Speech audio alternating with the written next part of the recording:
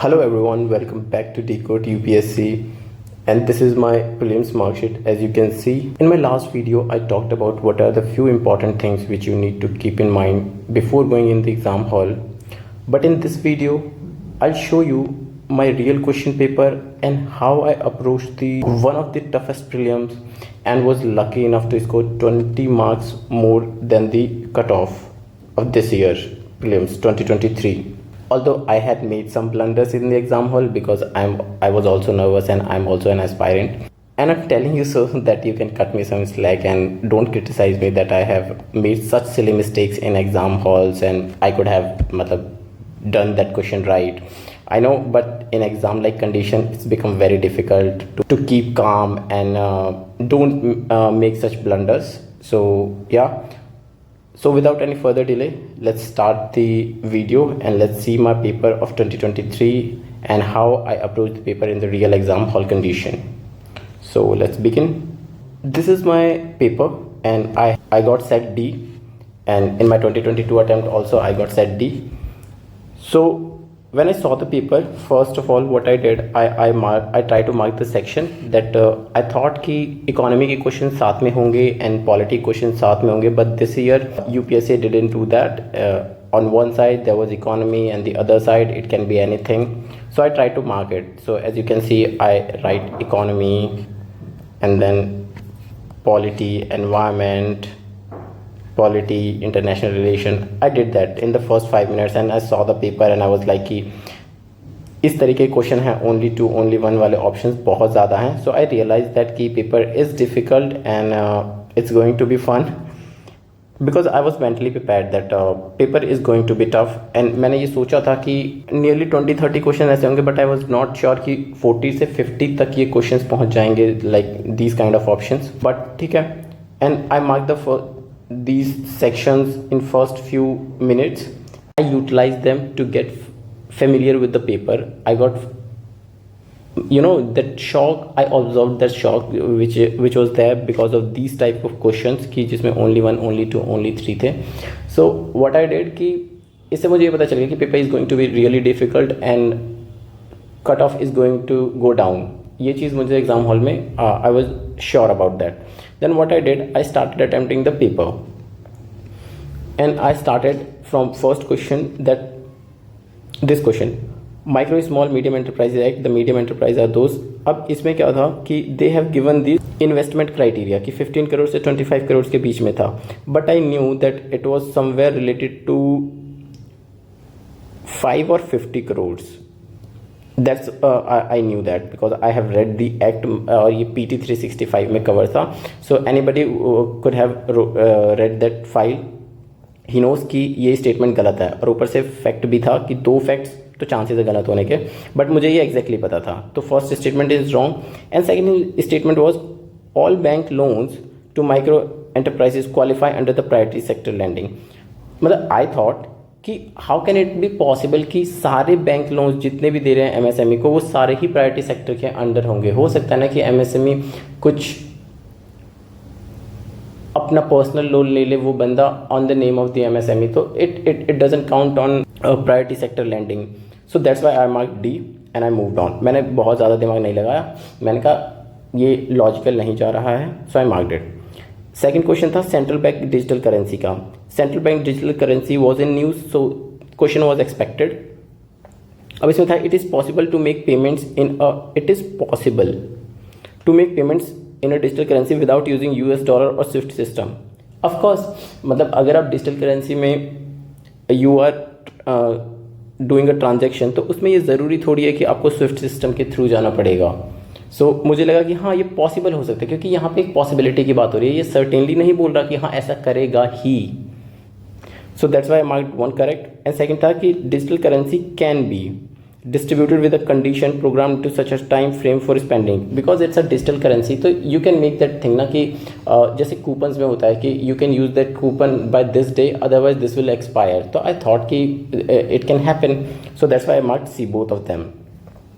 It can be wrong but in exam like condition आप 10 से 15 question के अलावा आप ये नहीं कह सकते कि आप 80 क्वेश्चनों में श्योर हैं कि आपको हर ऑप्शन पता है, because 100 question 4 options and it becomes 400. So you can't say that na ki you know each and every option. So that's why you have to play on your gut feeling ki and logic, and that your knowledge which you have accumulated throughout your reading and preparation के दौरान जितना भी आपने prepare किया है, so you have to trust that thing. So that's what I did. And यही है कि मुझे भी बहुत सारे क्वेश्चन नहीं आ रहे थे. I was a working professional. I didn't had time to revise all the resources multiple times. I didn't had that luxury. So that's why I trust my knowledge and I trust my gut feeling, because it's not a gut feeling what I say, it's an aptitude that you have developed throughout past few years while giving this paper. So go with that. Then comes third question. ये question बहुत tough था and बहुत ज़्यादा factual था, इसलिए मैंने यहाँ पे टी मार्क किया था. ये टफ क्वेश्चन है, ये वो क्वेश्चन है जो मैंने लास्ट में किए हैं. मतलब जब मैं 1 गो में जा रहा था तब मैंने ये अटैम्प्ट भी नहीं किया था. एंड ये क्वेश्चन बहुत ज़्यादा टफ था. मतलब you should not attempt such kind of question. Reason being क्योंकि मैंने भी अटैम्प्ट किया और शायद से ये मेरा गलत है. इसका आंसर शायद से ए है एंड मैंने डी मार्क किया है क्योंकि मुझे बी और सी पता थे ये नहीं होंगे. तो ए डी में मुझे डाउट था and I went with D. And it's okay. आप कुछ क्वेश्चन ऐसे अटैम्प्ट करोगे जिसमें आपका कुछ नेगेटिव होगा लेकिन नेट पॉजिटिव आएगा. बट सच क्वेश्चन जो 1 लाइनर होते हैं जहाँ पे बिल्कुल फैक्ट है, या तो you know and you don't know, कोई लॉजिक नहीं लग रहा, try to avoid such question.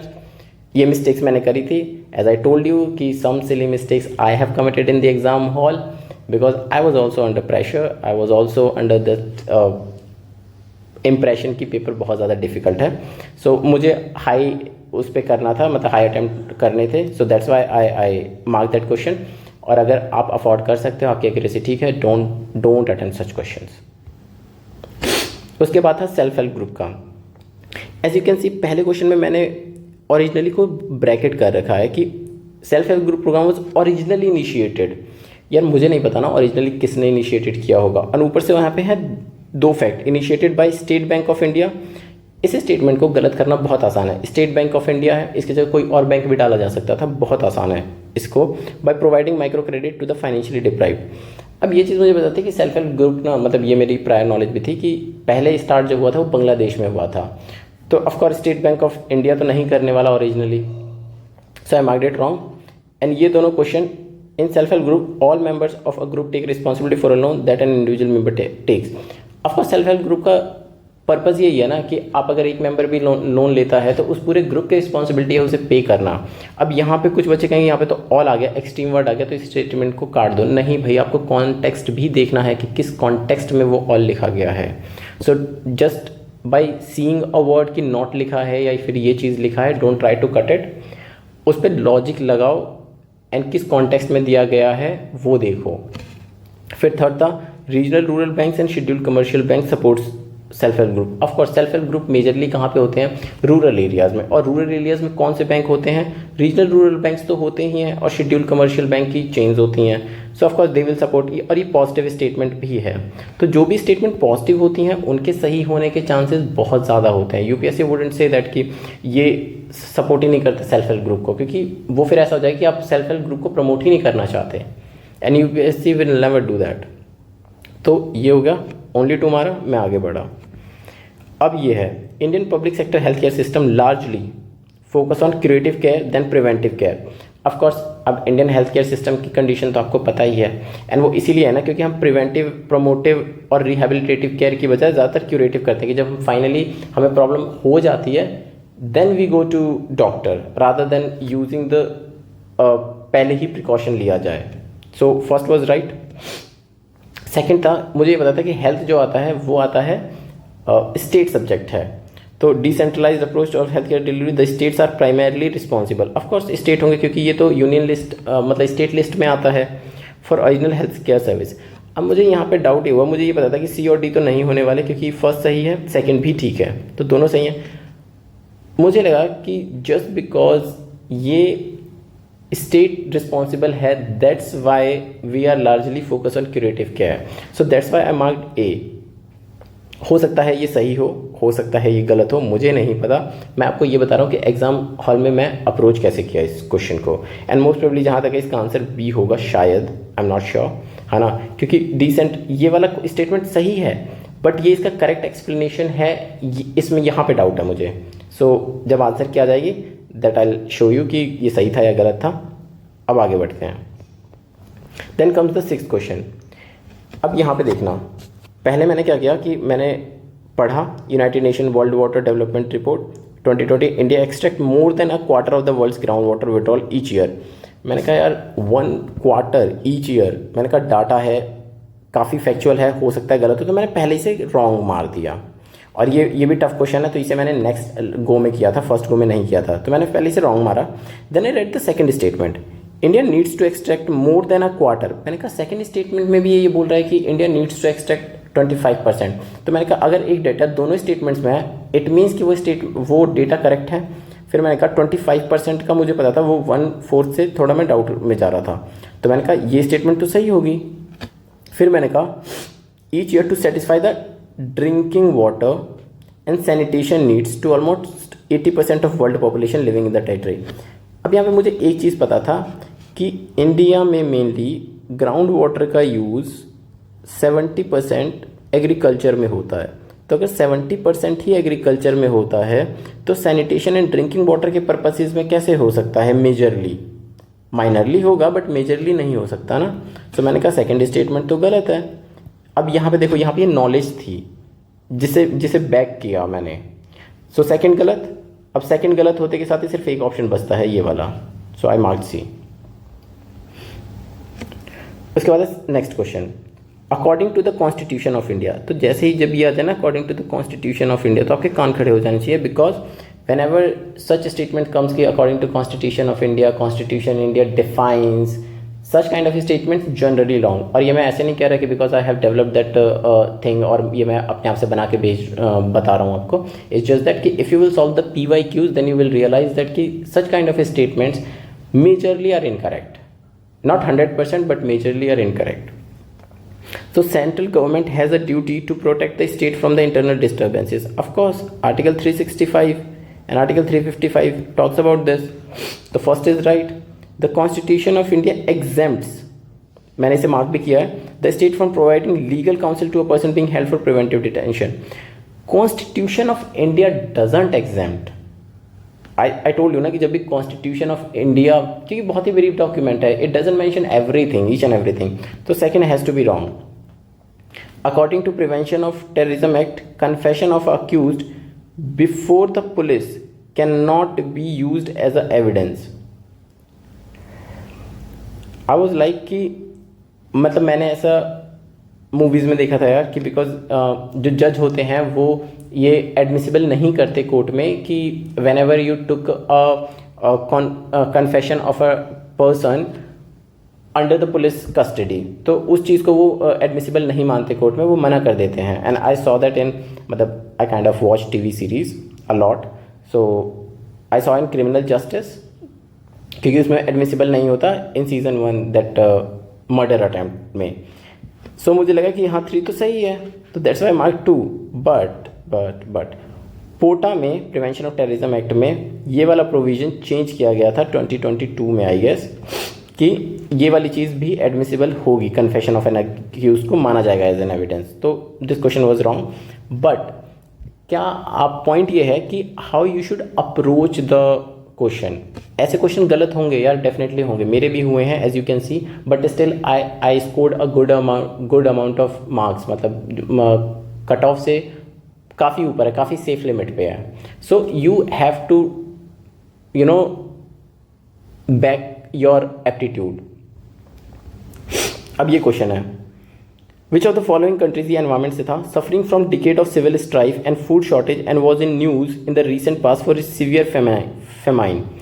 मुझे ये पता था कि सीवियर फेमाइन एंड बहुत ज़्यादा हंगर का इशू चल रहा है सोमालिया में।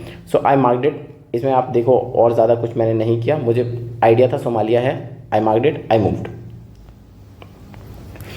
In India, biodiversity management committee are key to realization of objective of Nagoya Protocol। ये स्टेटमेंट मुझे पता थी बिकॉज ऑफ नॉलेज, क्योंकि बायोडाइवर्सिटी एक्ट के अंदर 3 tier ऑफ वो होता है कि एक नेशनल बायोडाइवर्सिटी अथॉरिटी होती है, एक स्टेट बायोडाइवर्सिटी अथॉरिटी होती है, एंड एक होता है BMC बायोडाइवर्सिटी मैनेजमेंट कमेटी। तो ये देखती है objective of Nagoya protocol meets और नॉट, इक्वल शेयरिंग वाला। A biodiversity management committee have important function in determining access and benefits, including the power to levy collection fee on the access of biological resources within its jurisdiction. अब I was such a stupid guy कि जब मैं ये कह रहा हूँ कि objective of Nagoya protocol को रियलाइज़ करने के लिए बीएमसी सही है, ये ऑप्शन सही है, तो यही तो है ना वो ऑब्जेक्टिव्स, तो इसे मैंने रॉन्ग मार्क कर दिया. मतलब I was such A stupid गाय. मतलब क्या बोलूँ मैं, मतलब ये क्वेश्चन नहीं होना चाहिए था ना गलत. बिकॉज लुक, ये जिन ऑब्जेक्टिव्स की ये बात कर रहे हैं यही तो है ना वो ऑब्जेक्टिव्स, और इन्हीं को इम्प्लीमेंट करना, तो इसका आंसर होना चाहिए था सी. But I marked 1.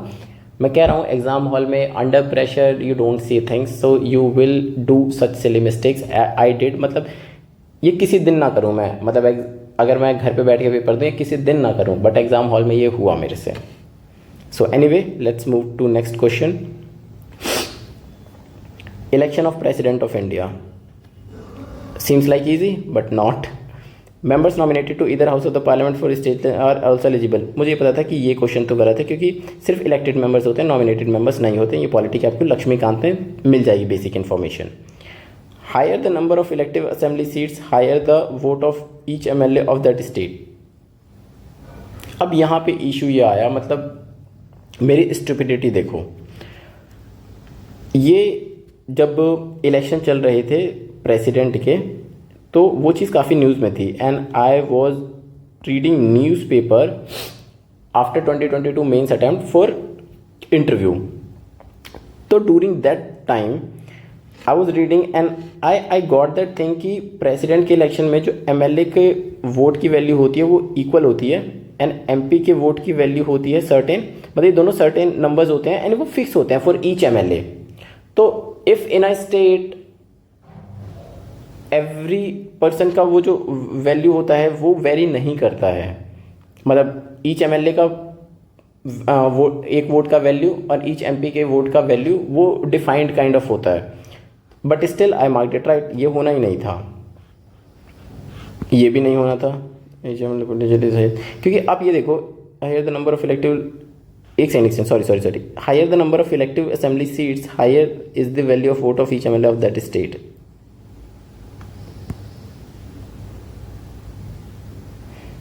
ये वाले क्वेश्चन मैंने अटेम्प्ट क्या किया है, only 2, and how the hell I marked only 2. इसका आंसर शायद से ओनली 1 होगा.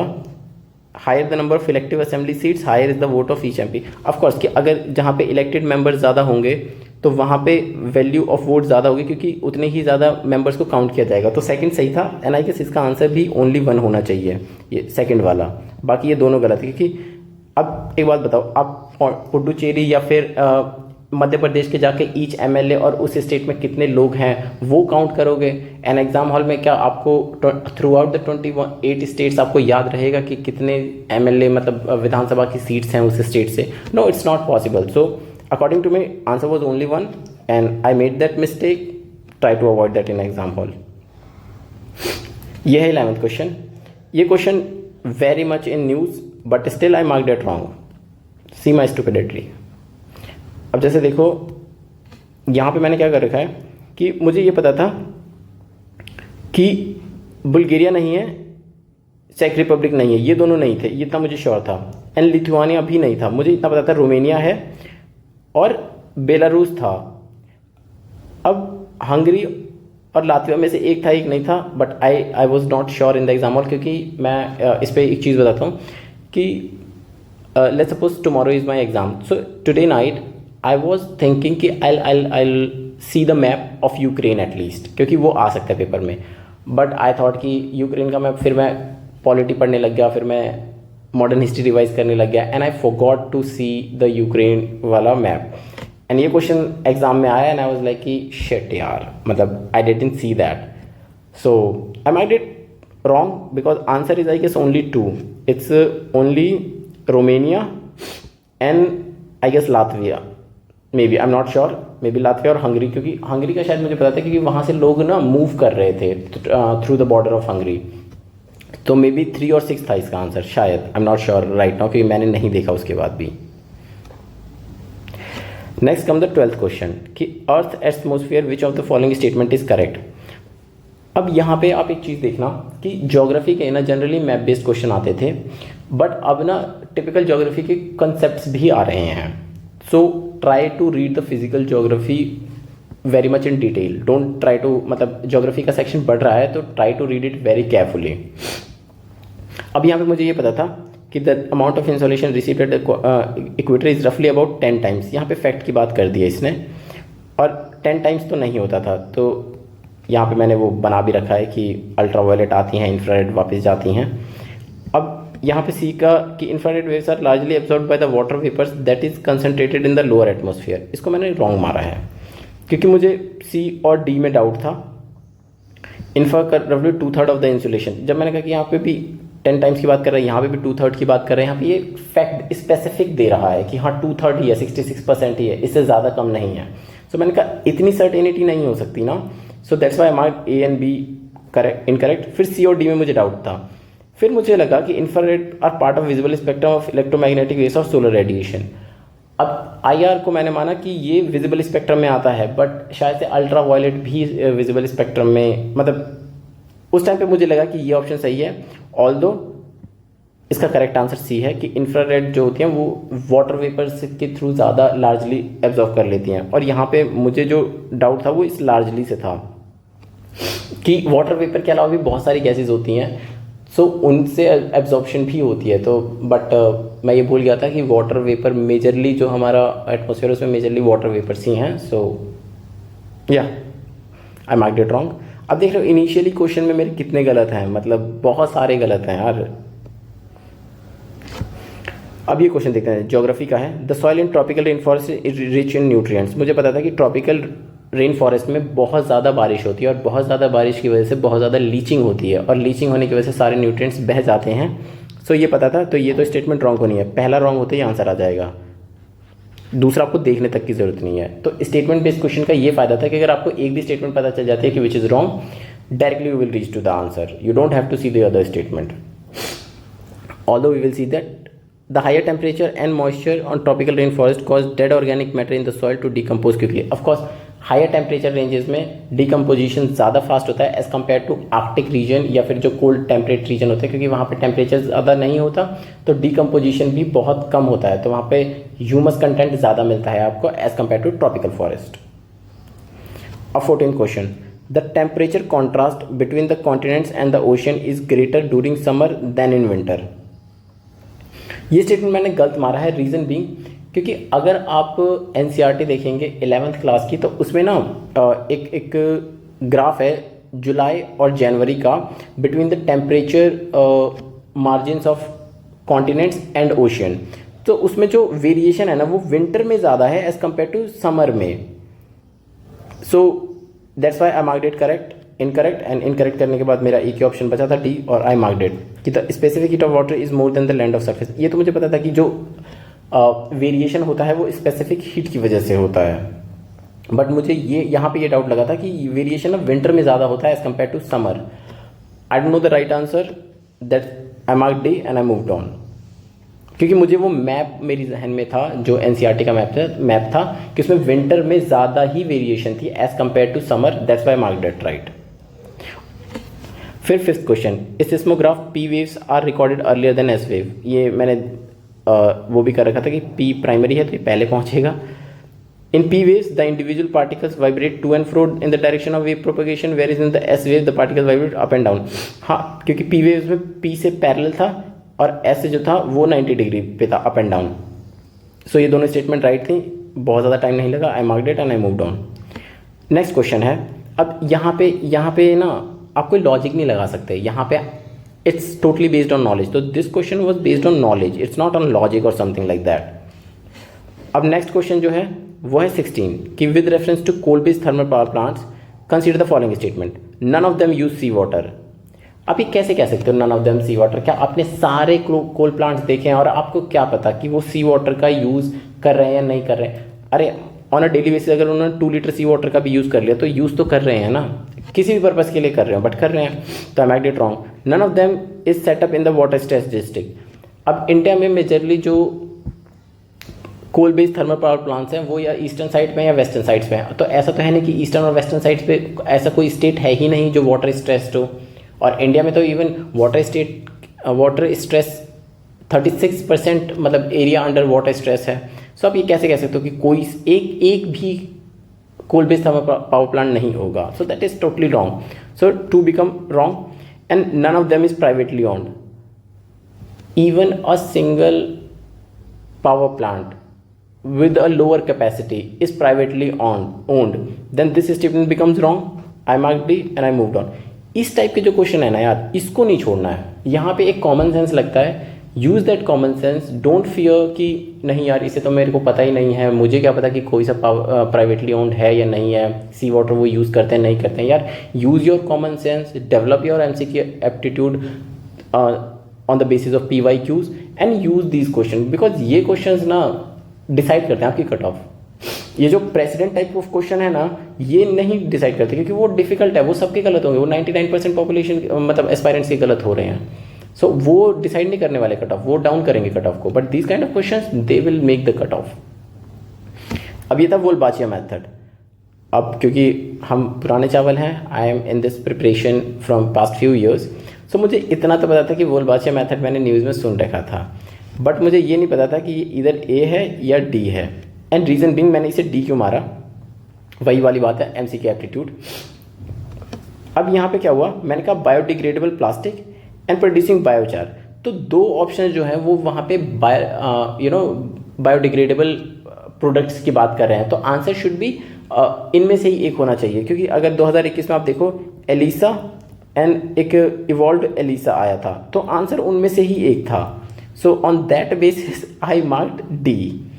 बट हाँ ऑफकोर्स ये गलत है, इसका आंसर ये है कि वायरल डिसीजेज को spread by mosquito. Odd one out अगर हम देखते तो ये हो जाता, बट वहाँ पे एग्जाम हॉल में मुझे लगा कि बायोडिग्रेडेबल की बात कर रही है और थोड़ा एनवायरनमेंट की तरफ UPSC रहता है, तो मे बी कि बायोचार की डेवलपमेंट हुई हो जो कि थर्मोकेमिकल कन्वर्जन ऑफ बायोमास करता हो, बट इट्स रॉन्ग। बट आप देख रहे हो ना कि इतने क्वेश्चंस रॉन्ग होने के बाद भी, लॉजिक लगने के बाद भी देवर मतलब जो नेट पॉजिटिव है मेरा, क्योंकि अगर मैं इन क्वेश्चनों में अगर अपनी एप्टीट्यूड को बैक नहीं करूँगा ना, तो मैं फिर इन क्वेश्चंस में भी बैक नहीं करूँगा और ये क्वेश्चन फिर मैं गलत मार के आऊँगा, विच I can't afford.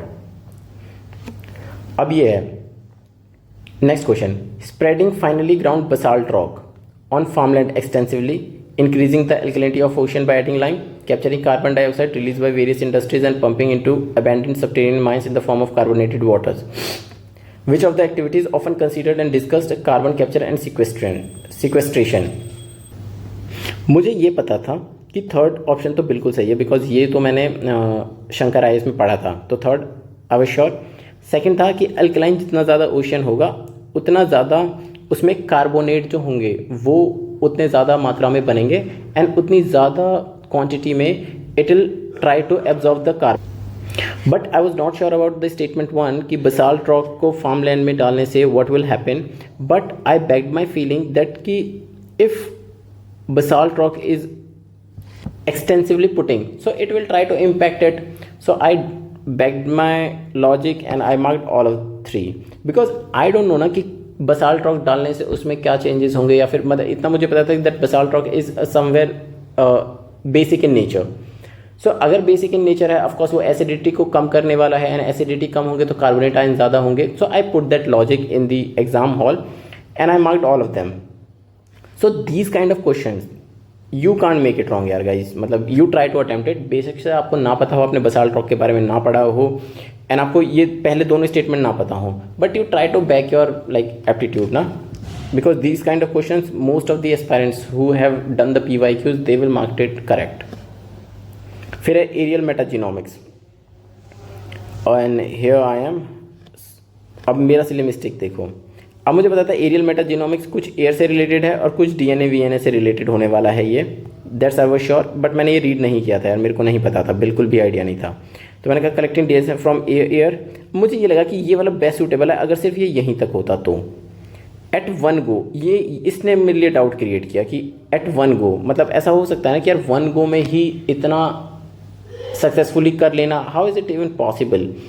But I had to mark it, क्योंकि दैट्स वाई ना कि एरियल मेटाजेनोमिक्स अगर डेवलप किया गया होगा तो इसीलिए तो किया गया होगा ना कि so it will able to collect the DNA samples in a one go to make it more efficient. But what I marked sending drones and reason being the logic I put in the previous question that two of the options are talking about air drones. So I thought ki this is the answer, so I marked D. It's wrong, of course. It's A is the right answer. Microsatellite DNA. I never heard of this terminology, है ना? And I marked B. Stimulating stem cells to transform into diverse functional tissues. तो मतलब A और B में मुझे doubt था and I marked B.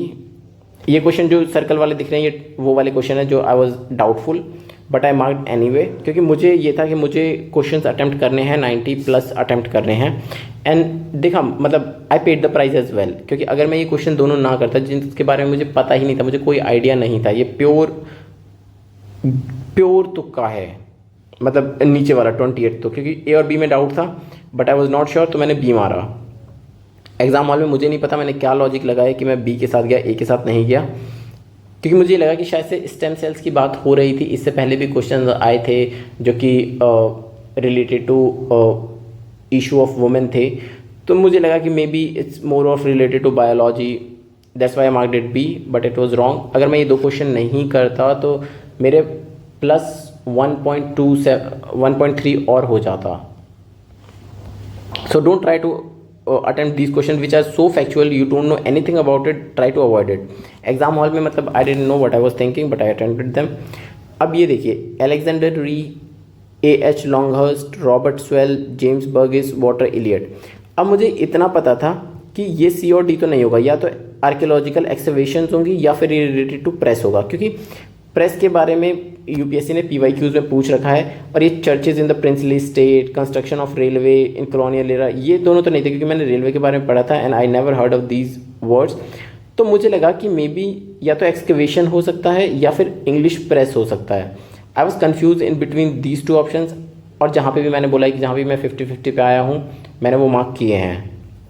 So I mark B and which is wrong, क्योंकि right answer इसका ए है, archaeological excavation. ये वाटर रिलेटेड नाम आपको ना थीम से मिल जाएगा, लेकिन but I couldn't recall at that moment, so I marked it wrong. अब ये 22nd क्वेश्चन है. इसमें मुझे ये पता था सीताराम साल जो है वो जैन केव श्राइन है. Other than that I didn't know about the Besnagar and Bhaja. Bhaja I thought कि maybe it's a Buddhist site, but I was not sure about the Besnagar. So अब ये देखो मैंने ये काट दिए हैं, तो मुझे इतना तो पता था कि या तो ओनली 1 होगा या ओनली 2 होगा, but I was not sure in that question. And ये थोड़ा हिस्ट्री से फैक्चुअल था, तो that's why I left it. Now comes the questions modern history के. That 7th August is declared as the national handloom day.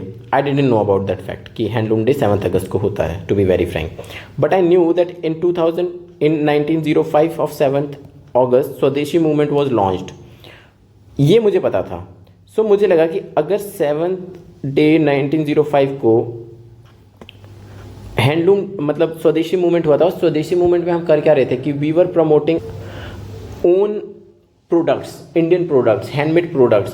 So I thought कि अगर handloom day 7th को होता तो वो उसका मतलब मेन रीज़न बैकअप तो यही होता ना कि दैट स्वदेशी movement was launched on that day.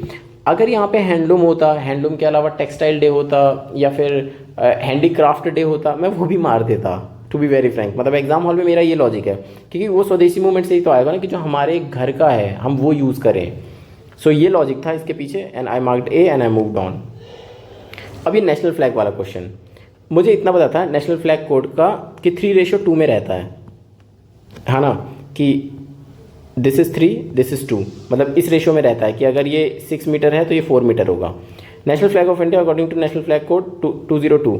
अब सिर्फ मुझे इतना ही पता था, ऐसा नहीं है कि मैं जाके पूरा फ्लैग कोड रीड किया था. One of the standard size of the Indian national flag of India is 600 mm and 400 mm. सो मैंने कहा 3:2 है, इसको अगर मैं काटता हूँ तो ये भी तो 3:2 आ जाएगा, तो दिस इज़ राइट. एंड ये तो मुझे पता है, ये मुझे पता था कि द रेशियो ऑफ लेंथ, तो ये तो सही है ही. सो आई थॉट कि हाँ, both statement 2 and statement 2 is the correct explanation of statement 1.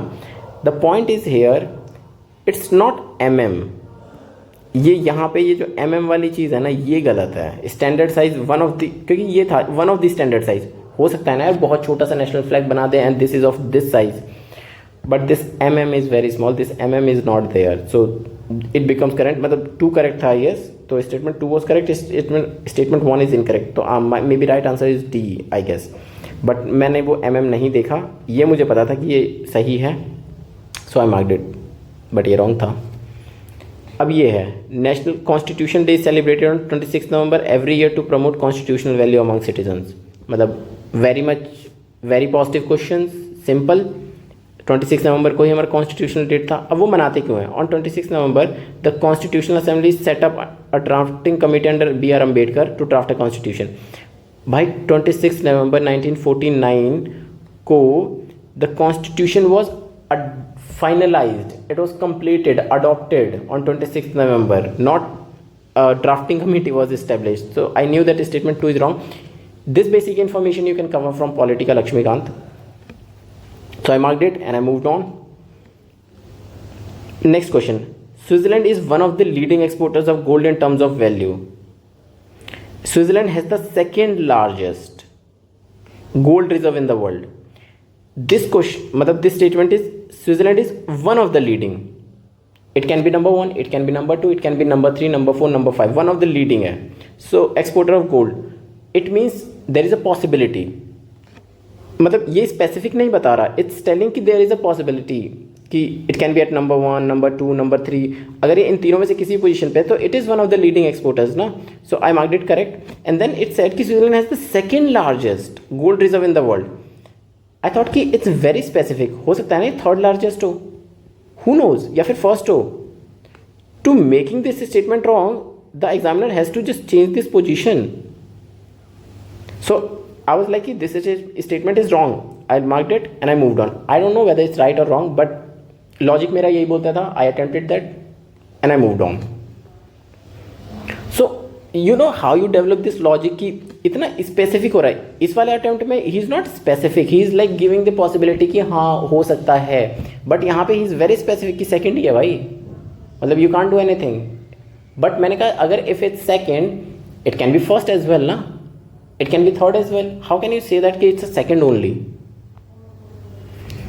27th question, ये क्वेश्चन देखिए। United states of America, USA, European union has launch the trade and technology council. ठीक है, आई मार्क्ड इट रॉन्ग। मैंने कहा कि कोई trade and technology council है, उसमें EU एंड USA है, दो नेशंस। मतलब ये कुछ और भी तो हो सकता था ना। मतलब I try to use that logic कि UPSC में जब भी 2 ऑर्गेनाइजेशन एक साथ देता है ना, तो जनरली वो गलत होती हैं, उनमें से एक गलत हो सकता है, तो मुझे लगा कोई एक गलत कर देगा। देन आई सॉ कि USA एंड EU क्लेम, फिर मैंने कहा कि यार इसमें भी इसने सेम चीज़ बात बोल दी, यानी कि कंट्रीज तो सेम है, कंट्रीज तो सही हैं, तो statement 1 is wrong, right. USA and EU claim that they are trying to bring technological progress and physical product under their control. अब यहाँ पे ये है, मतलब ये सिली मिस्टेक देखना, कोई भी कंट्री अगर वो ट्रेड को कंट्रोल करना चाहती है, टेक्नोलॉजिकल प्रोग्रेस को कंट्रोल करना चाहती है, तो क्या वो ये चीज़ ओपनली बोलेगी कि that oh guys I want to control the technological progress of all the world? नहीं, मतलब ये हिडन एजेंडा हो सकता है, but they are not going to say it openly. और ये चीज़ मतलब मुझे वहाँ पे स्ट्राइक नहीं करी and I marked it A, जबकि इसका आंसर होना चाहिए था C। You do such silly mistakes in exam hall. That's why the cutoff is not 180 ना, that's why the cutoff is 75. So that's why मतलब you will do that thing कि कुछ question में आपको वो स्ट्राइक करेगा, इन कुछ क्वेश्चन में वो स्ट्राइक नहीं करेगा, क्योंकि एग्जाम हॉल में भी आप ना पीक पे नहीं रहते।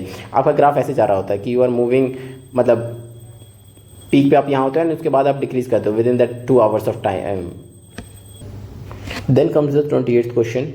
India account for 3.2% of global exports of good. How easy for the examiner to make it wrong? Like it can be 3.1% as well na? How can you be so sure that it's 3.2? It is not 3.1 or 3.3. I marked it wrong क्योंकि UPSC में ऐसा generally होता है कि data is generally wrong, generally 90% of the times, not always. Many local companies and some foreign companies operating in India have taken advantage of India's PLI. Of course, that's why the scheme is there, na? So the people, the local companies or the foreign companies can take advantage of it and make the India manufacturing hub. So second is right. I marked it D and I moved on. And if I'll try to doubt myself कि यार 3.2% तो सही हो सकता है, what I'll do? I'll end up marking this question wrong. That's why back your gut feeling. Now the next question 29. Stability and Growth Pact of the European Union is a treaty. अब Stability and Growth Pact, I have never heard it, but I'm going by my logics. Limit the levels of the budgetary deficit of the countries of the European Union. Positive statement. He can, मतलब maybe ये करता हो. Makes the countries of the European Union to share their infrastructure facility. Maybe वो करता हो. Enables the countries of the European Union to share their technologies. बिल्कुल कर सकता है. तो मैंने मान रहा इसका all of the three. But शायद से इसका आंसर ये दोनों सिर्फ सही हैं statement. Second is wrong. May be, I don't no. शायद से ये मैंने कहीं पे पढ़ा था कि ये वाला गलत है. सो इसका आंसर ओनली 2 है शायद. बट 29th का मैंने मारा सी. और एग्ज़ाम में भी अगर आपको आता है ये क्वेश्चन तो आपको मारना है सी. बिकॉज अगर आप यहाँ पे अपने लॉजिक को बैकअप नहीं करोगे तो in such questions you will mess up. अब देखो जैसे मैं दिखाता हूँ कि मैंने फिर नेक्स्ट में अगर मेरा यहाँ पे ये गलत हुआ है तो मेरा यहाँ पे ये सही भी हुआ है. तो नेट में तो मैं 1.3 के पॉजिटिव में ही रहा ना. Recently all the countries of the United Nations have adopted first ever international global compact for safety, orderly and regular migration. यार ऐसा है क्या कि 202 की 202 कंट्रीज़ ने इसे रेटिफाई किया होगा या साइन किया होगा. इवन यार UNFCCC को नहीं कर रखा तो इसे तो क्या ही करेंगे. तो first wrong. The objective and commitments of the GCM are binding on the UN member countries. Generally there are only few organizations or commitments that are binding, such as UNFCCC, UNCBD, UNCCD. ये सारी थोड़ी binding होंगी और ये logic develop होगा PYQ करने से. GCM addresses internal migration of the internally displaced people also in objective and commitments. And this seems like कि हाँ मतलब ये one of the objective, ये objective हो सकता है. So I marked only one. So in this video we covered 30 questions. And in next video we will try to cover rest of the question of 2023 paper. And इस question में आपने देखा कि मतलब till I reach the 30 question most मतलब बहुत सारे question मेरे गलत भी हुए हैं. But still you can see the marks are good because initial 30 हो सकता है ना कि मेरे डिफिकल्ट क्वेश्चन हो और उसके बाद मेरे 30 के 30 सही हो या फिर उनमें से 25 सही हो. So don't ever try to like कि अगर 10 क्वेश्चन पहले स्टार्टिंग में रॉन्ग हो गए आपके या डिफिकल्ट है तो don't try to like demotivated और अपना वो होप लूज़ कर दो. यू नेवर नो कि आगे के 40 क्वेश्चन इतने ईजी आने वाले हैं मतलब आपके लिए कि आप उन 40 के 40 में से 35 सही करने वाले हो and you are far more than the cut off. So if you want me to make another video the rest of the part of this paper then I'll make it. Do let me know in the comment section because this video is quite lengthy and I know यार मतलब अगर मैं PYQ को solve करा रहा हूँ तो it will take time. So if you want the next part do let me know in the comment section and if you have any query please let me know in the comment section. Till then thank you. See you in the next video.